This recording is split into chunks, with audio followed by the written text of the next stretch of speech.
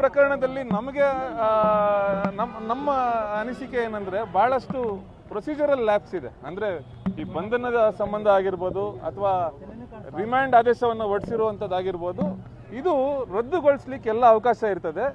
ನಾವು ಜಾಮೀನು ಅರ್ಜಿಯನ್ನ ಸಲ್ಲಿಸದೆ ಕೂಡ ಆರೋಪಿಗಳನ್ನ ಬಂಧನದಿಂದ ಮುಕ್ತಗೊಳಿಸಲು ಎಲ್ಲ ಒಂದು ಅವಕಾಶ ಇರ್ತದೆ.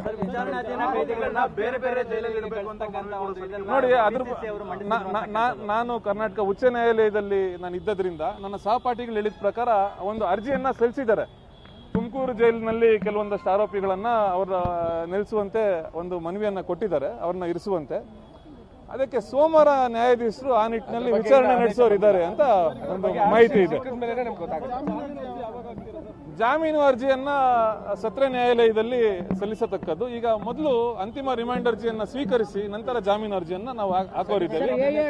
ಈಗ ಈ ರಿಟ್ ಅರ್ಜಿ ಏನಿದೆ, ರಿಟ್ ಅರ್ಜಿ ಪುರಸ್ಕೃತಗೊಂಡಲ್ಲಿ ಆರೋಪಿಗಳು ಜೈಲಿನಿಂದ ಬಿಡುಗಡೆ ಆಗೋ ಎಲ್ಲ ಅವಕಾಶಗಳು ಇರ್ತವೆ. ಅದು ಮಾನ್ಯ ಕರ್ನಾಟಕ ಉಚ್ಚ ನ್ಯಾಯಾಲಯದ ಒಂದು ವಿವೇಚನೆಗೆ ಬಿಟ್ಟದ್ದು.